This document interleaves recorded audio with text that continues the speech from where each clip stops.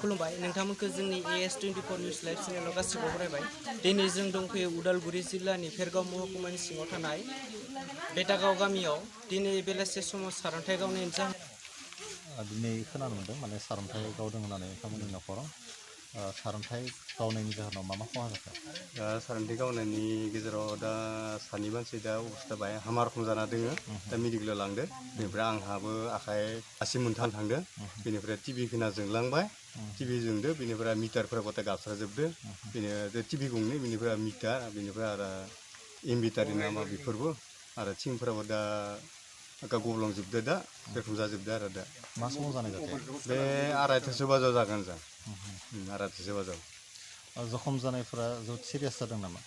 Serious जादो दा खासेया पुरा बिखाजों खामजोबदो सला थला खामजोबलांदो खासेया आथिं खिना जोंलाबजोबदोंमोन दा बेबो बारा सिरियास जाना दोङो दा बिथांमोनखौ मेडिकेलाव लांनाय जादों ना जायाखै? बिथांमोनखौ मेडिकेलाव लांनाय जाबाय दा मेडिकेलावनो सेलाइन होगासिनो दा गुवाहाटि लेफार खामसिगोन होननाय खोनादो दा फनबो खालामबाय थानायाव मा मुं बिथांमोना जायफोरा जखम जादों नोंथांमोननि?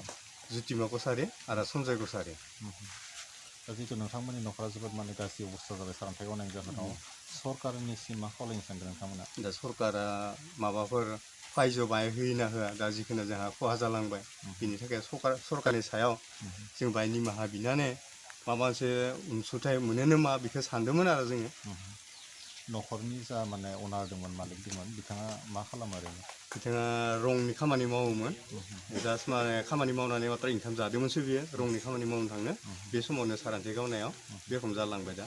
न'खरनि अबस्थाया माबायदि? न'खरनि अबस्था एखे हामथारा बे रखमनो खदायनो खामानि मावनानै जानाय मानसि बियो अबस्था हामा बेहा न'खराव गामिया मामोन? बे बेटागाव